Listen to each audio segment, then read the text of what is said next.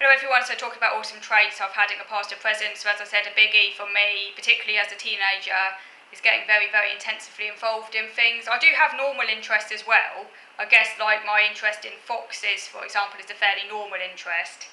In that's something more I'm just interested in. I do watch a lot of fox videos and it's part of my routine. But I would say that's probably more like a normal interest. So yeah, I do have normal interest as well, but I have this tendency to get, with some of the things I'm interested in, to get extremely obsessively involved in things. And I guess the interests that are most intensive for me, the ones that I guess are, how can I put it, more influenced by my autism, I guess would be the ones that take on a kind of extremely repetitive, routine-bound quality where I have to know every single detail. And Kate Winslet was definitely one of those. Babies, as I've already mentioned, Titanic, and as a child, food. As an adult, I would say my interest in food is maybe not quite as obsessive as when I was a kid.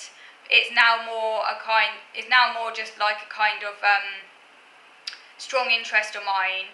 But it is very much a part of my routine, and it does, I guess the awesome aspect of it is that I do spend a lot of time wanting to get all the details correct and everything around that, but it is genuinely a positive interest, I guess. I would say that, Kate Winslet was a very positive interest. She was extremely intense. I think the Kate Winslet interest and the baby's interest helped me get through my teenage years, because while socially I was really struggling and I had no idea how to make or maintain friends, at least I had this constant presence in my life that gave my life a great sense of order, and I think definitely helped me get through it. That's why I often call my interest autism's healing mechanism, because they're probably the one positive in my autism that I have, because they do help me get through things.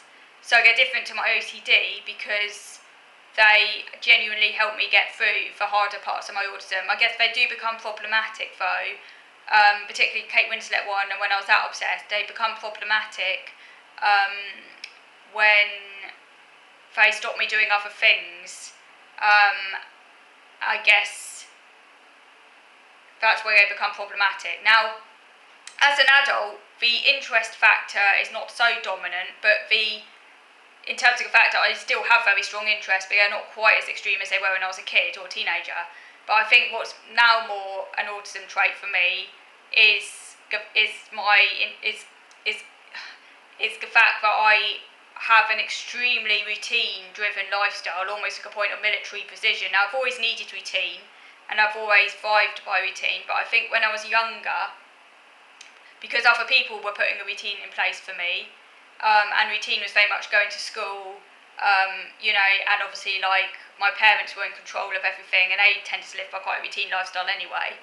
It's not something that I had to kind of think about so much or implement. But now, as an adult, I'm in control of my routine, and I think because of that, it's become even more extreme than what it used to be, because I'm the one in control of it. So that's the kind of part of, I guess you call them, a rigid and repetitive aspect of autism. It used to be more heavily based upon intense interests, particularly as a teenager. Now it's more around routine. But it serves the same function as what the intense interests did. In that it obviously gives me a sense of order and control. It's just the way that order and control manifests itself is a little bit different. And when I was thinking about Kate Winslet 24/7, because now it's more like wrapped around routines, which kind of are my preoccupation. So I go to bed at exactly the same time. I always go to bed at exactly the same time. I follow the same schedule every day. It's not like, when I say it's really extreme in terms of precision, it's not like I can't allow for any leeway in that. It's not like everything has to be, my bedtime being the exception, because I go to bed at exactly the same time, no ifs nor buts, but by exactly the same time. It can't even be a couple of minutes out. That would be quite scary. Unless I've planned it beforehand, which is different. If something's been planned beforehand, then it's fine, but I have to plan it beforehand. And that doesn't happen with bedtime. That doesn't normally happen, like pretty much never. So with other aspects of my routine, it's not like they with the exception of bedtime, it's not like they have to be absolutely to the clock. There is some wiggle room, if you like. And I can alter things if I'm given advance warning and so on, or if I can kind of make room for it in my routine. With the exception of bedtime, that can't be altered at all. But it's more just a kind of general pattern. It's very rule-bound and very routinised in general in terms of the order I do things in a day. So yeah, I feel that's like a big feature of my autism now as an adult. And another big feature of my autism, which I've always had, I guess this probably comes into the social interaction side of things. I'm not sure. I think it probably is social interaction. Is empathy, basically. Empathy. I'm not going to beat around the bush with this one because I do struggle with empathy. I know it's not PC to say that anymore, and lots of autistic people are very keen to show that they don't struggle with empathy, but actually some autistic people do. And when I say I struggle with empathy, I'm not saying I'm some feelingless kind of person, and that's because that's completely not the case at all. I actually have very strong feelings, and I care deeply about things, and certain things that happen in the world make me feel very scared and like upset and just scared and anxious, and so it's not like I have feelings, like I have strong feelings and I do care, but I find it really hard to express those feelings. So, for example, or I either find it very hard to express those feelings or to access them or to know how to respond, basically, to other people's predicaments. So, someone might tell me that, I don't know, their father has just died, and everyone else is like saying, oh, sorry, oh, that's weird, and I do not know what to say, because if I say I'm sorry, it's going to come out really fake, because I don't feel sorry. It's not like I don't care, but I can't access that emotion because I'm not in that experience, because I don't know how to respond, because I can't get into their headspace to feel that emotion right now. Like, I know that they're sad, so I should kind of be offering them condolences, but I literally don't know how to respond. And if I try to respond, it'll come across as fake, because I literally cannot feel that empathy that you're supposed to feel for someone else's predicament. I cannot feel it. If I'm not in that headspace myself, I cannot feel it. If something has happened that I find it really hard to imagine. I guess this is a problem, right? I find it really hard to imagine what someone else is feeling because I'm not that person. So I guess I can really only access what I'm feeling, basically, and I can't access what other people are feeling. That is a kind of mind blockage I have. It's not. I can try and think what the other person might be thinking, but I still can't really access their emotion.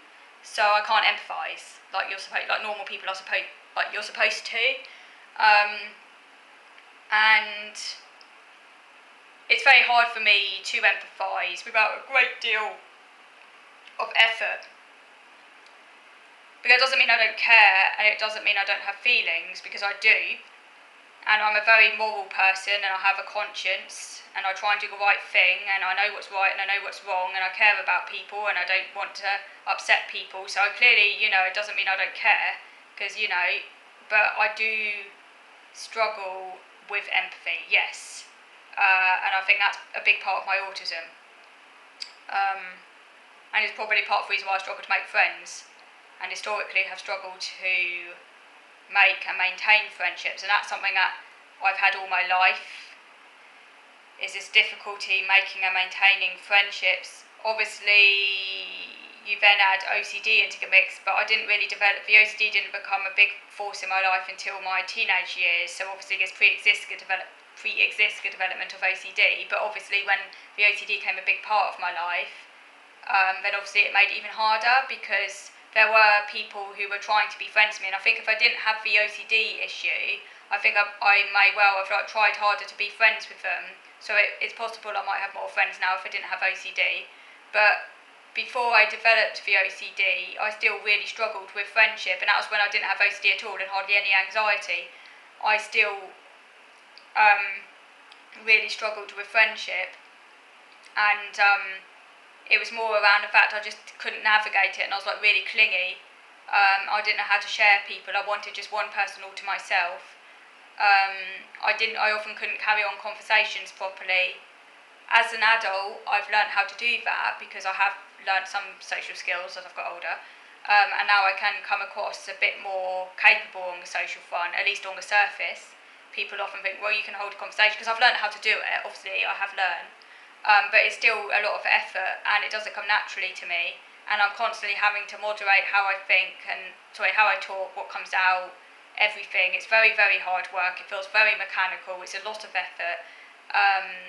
And the longer I'm with someone, the harder it is to maintain an appearance of quote-unquote normality. So the longer I'm with someone, cracks will appear in the facade, and they will begin to notice they will begin to see. I don't really want to say the real me, because I sort of feel the mask is part of me. So in a way, it's not really a mask, it's just part of my personality. But they will start to see, I guess, more, how can I put it, slightly more inappropriateness coming out. Maybe I'll start talking too much, my voice might start getting more loud, I might not be, I don't know, you might find it harder to be with me. Those sort of things can happen the longer I'm with someone, unfortunately. And I do find it very hard to relate to people on an emotional level, because obviously if you struggle to empathise, that is one of the key requirements of a friendship. If you can't provide that emotional reciprocity, if you can't enter someone else's head, if you can't do the give and take, if you can't meet them on their terms because you don't know how to, if you're still very me-centric, like a 2-year-old who wants everything on their own terms, which is essentially what it is, then how are you supposed to maintain friendships? But I'm going to stop now, and I'm going to carry on next time. So thank you for watching.